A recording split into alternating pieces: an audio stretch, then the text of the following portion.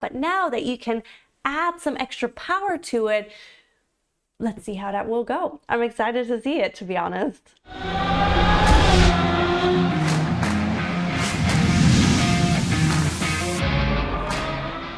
Hi guys, and welcome back to another episode of the Daily Racing Show here at RacePlazaMedia. Today, I'm going to talk about all things that you might want to know about Formula E, since today we're kicking off the 10th season of Formula E in Mexico City. If you're interested and you're here in the US, you can watch it on Roku, and some of the free practices and qualifying are also going to be on YouTube, so definitely check it out. I know I'll be taking a peek at it as well, since I've never seen a Formula E race. I've heard lots about it. I've done some research. So everything I'm sharing with you today is based on what I've read online. And then maybe after I've watched the race, we'll talk about it next week a little bit, how theory matches the actual viewing experience. So let's get into it. What is Formula E? You might already know Formula E is part of the FIA. It's only the second single-seater type racing that has received a world championship status by the FIA, which is super exciting. Formula E received that status in or during the 2020-2021 season. Formula E is also the world's first net zero carbon racing sport that has been net zero since its inception. I know Formula One, for example, is working towards that status, but Formula E has actually been that since the very first day. So what kind of vehicles do Formula E have? They're currently in their third generation vehicle. So they've had a couple different developments over the 10 years that it's now been in existence. And I'm gonna give you some information about the differences just so you can see how far along they've come over the last couple of years. So the Gen 1 vehicle, for example, just in weight, with the driver, approximately it was 920 kilograms, and now the third generation vehicle is with the driver approximately 840 kilograms. So we have already 80 kilograms of difference in weight. There's also a top speed difference. So originally, Generation 1 was 225 kilometers per hour. Now we're all the way up to 322 kilometers per hour. There's also much of a development over these last couple of, 10 years, almost 10 years. So as you can see, there's been quite a development between the first generation car and the third generation car. And a little bit later, I'll actually talk about the difference between the Gen 3 vehicle, as it's called, and a Formula One car, just so you can see what the difference currently still is.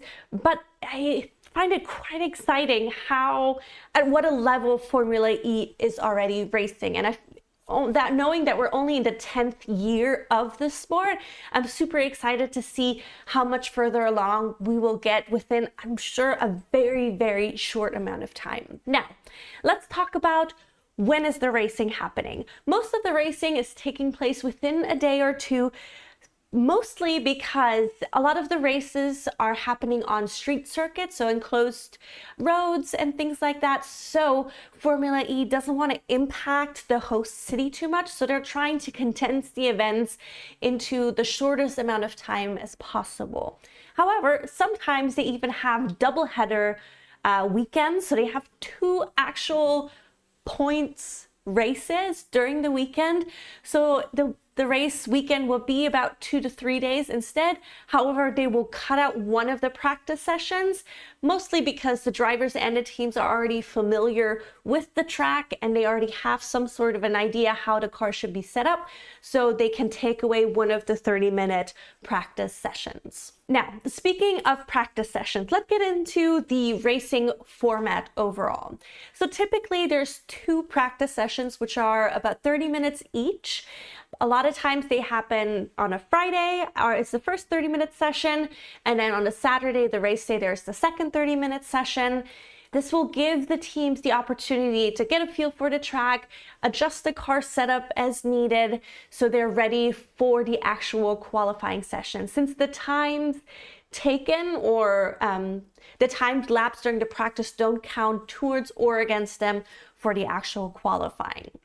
Which I also thought was cool is that they also have to include a rookie driver at least once during a free practice 1 session during the entire season, just to make sure that new up-and-coming drivers have opportunities to race the Formula E cars as well, which I know is very similar to Formula One. Now, moving on to the qualifying.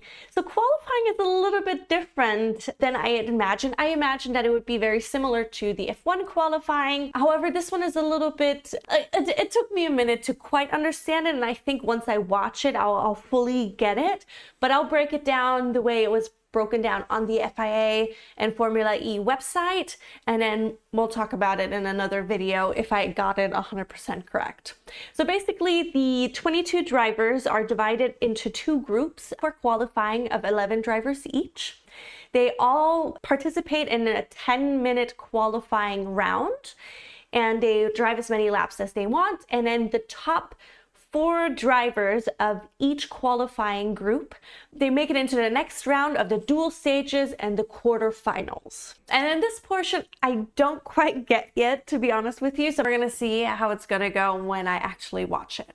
So basically, after you have the dual stage and then the quarterfinals, then they move on to the semifinals with additional duels, and that will eventually decide who will get the pole position and then the second place from all those qualifying. So essentially, in the last couple of rounds, they will decide the top 8 of the qualifying, and then the remaining drivers who only made it through the first round of qualifying will be divvied up depending on places 1 and 2, essentially. So that means that, for example, if the pole position getter was from Group A originally, the top 5th racer who didn't make it into the quarterfinals would then line up as racer on position number 9, and then from the person who landed in number 2 of the grid,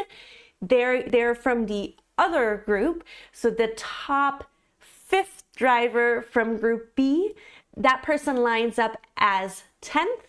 Then Group A will provide 11, B 12, 13, 14, and so on and so forth. So it's a little bit different than what I imagine or what I'm used to, but I'm sure once you watch it, or once I watch it, it'll become a little bit more clear. So I'm excited to see it, to make it click 100%. Now, for the actual E-Prix, so the actual race, they're gonna do also a standing start. However, they won't do a full formation lap how we're used to, or how I'm used to from F1. They're gonna start, the cars are gonna be lined up on a dummy grid, which is a short distance behind the actual grid.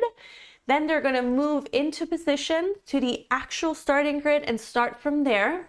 Then here they're gonna have a certain amount of laps that they're gonna race. And if there's a safety car or a longer term full track yellow flag, they will be adding additional laps if needed, which they will have to announce at least 3 laps prior to the end of the race.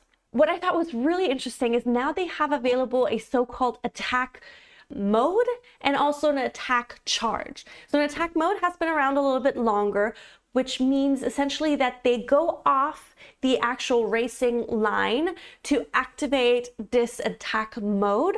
So they will essentially get rewarded for going a slower line, and then they get an additional 50 kilowatts for a certain time period.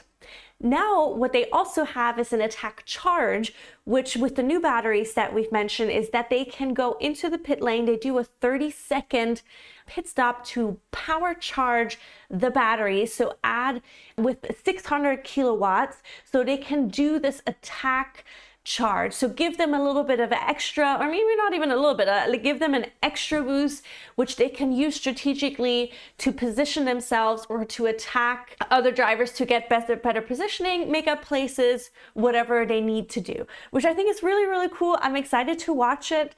Of course, in Formula One, we have the DRS, but then so here, with the attack mode and attack charge, I'm interested to see what of a difference it actually makes, especially now that the Gen 3 vehicles have this supercharge capability that they can do. Yes, you technically lose a little bit of time going into the pit because usually Formula E doesn't require pit stops. You don't have to go into the pit lane unless there's damage to the car or the tires or whatnot. But now that you can add some extra power to it, let's see how that will go. I'm excited to see it, to be honest. We talked a little bit about when it's happening. When I mentioned that, I talked about that it's usually on mostly street circuits.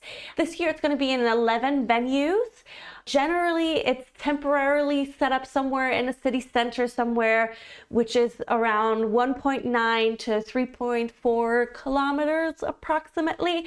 So the tracks are much shorter than F1 just because the races are also much shorter. However, slowly but surely, FE is transitioning into being on actual tracks. For example, they're going to be on the Portland International Raceway, and then also the big one, which F1 is also racing on, is the Monaco circuit. So that's one of the tracks we can actually compare F1 to Formula E 1-to-1. So I'll get into some more of that in a little bit later of this video. How many drivers are participating in Formula E? So 11 teams are represented on the grid with 22 drivers in total. We covered what, when, where. Let's get into some more additional facts that I thought you might find interesting, at least that I found interesting. So who won last year? Last year, our winner was Jack Dennis. He's part of the Envision Racing team, and which you might already know, but we've had a couple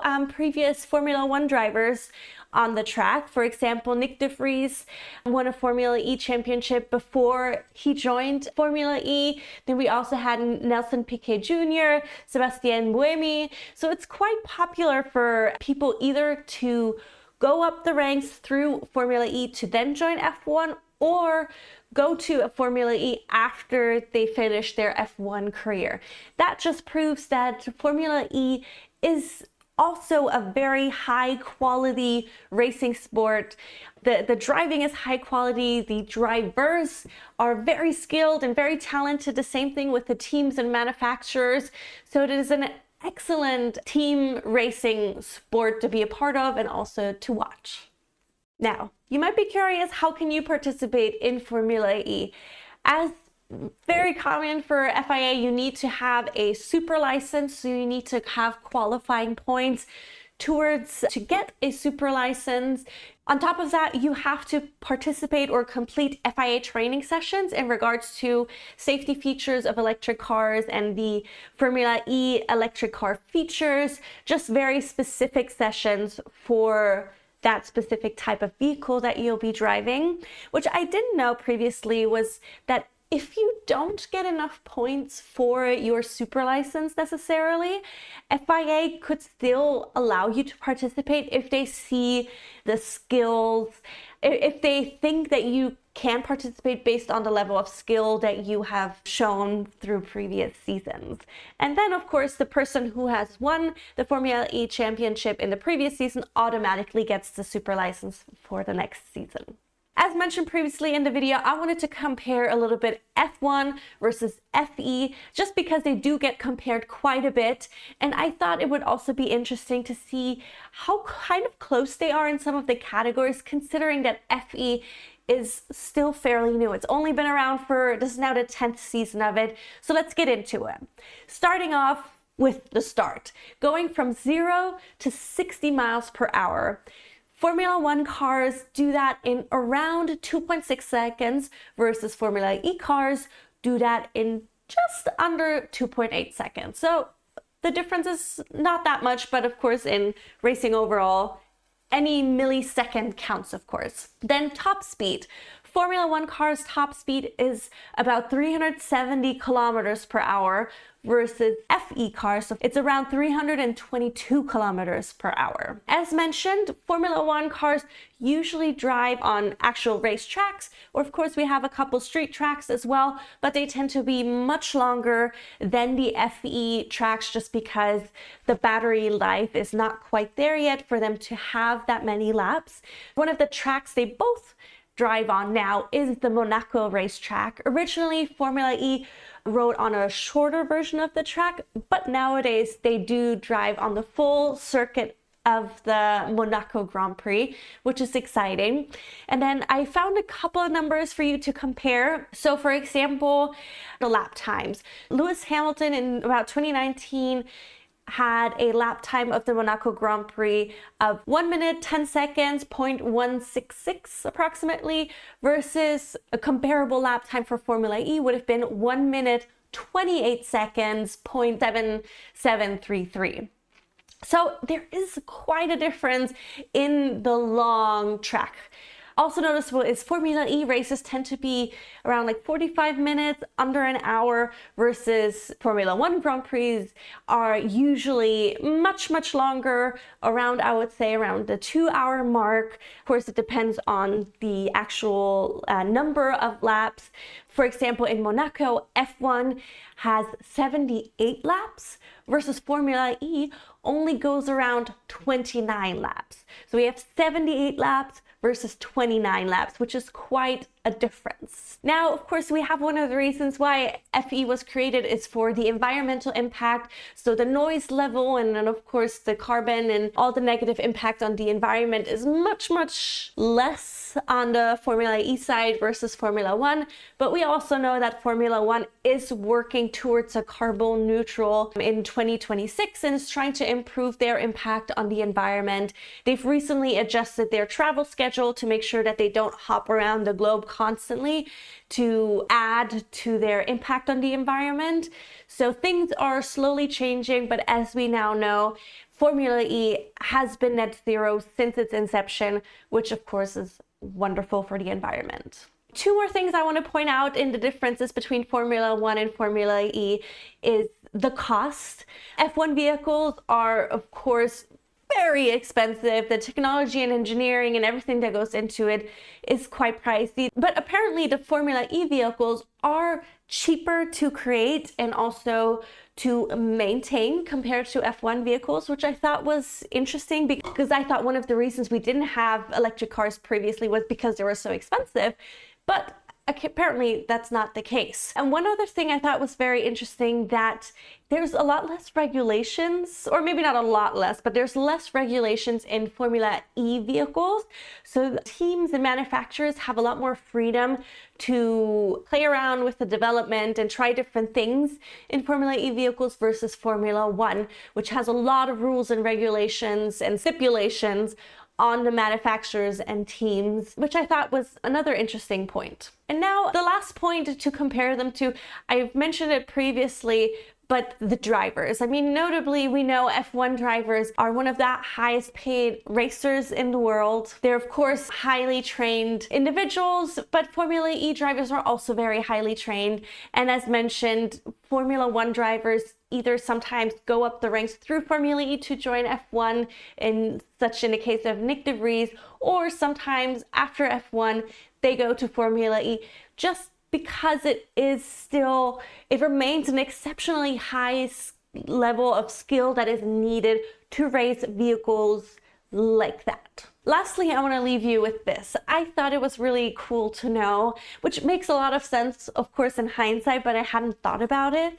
But one of the reasons Formula E was created was to counteract the impact of the climate in motorsports. But what I also think is so cool is that all the technology that is developed under Formula E vehicles has been adapted into the real world so that you and I can actually experience that. For example, manufacturers like Jaguar and BMW have adopted knowledge that they've made through racing and have brought it into their real world vehicles, every person vehicle, which I thought was so cool. Like, it makes a lot of sense that whatever is developed in terms of technology on the racetrack is eventually adapted into the real world. But especially for electric vehicles, I think it just makes such a huge impact onto not just our driving experience, but also onto the world. And with those things in mind, I will be watching the F1 Grand Prix today in Mexico City. And with that, I wanted to say thank you so much for tuning in. Remember to like and subscribe. And as always, we'll see you tomorrow. Bye-bye.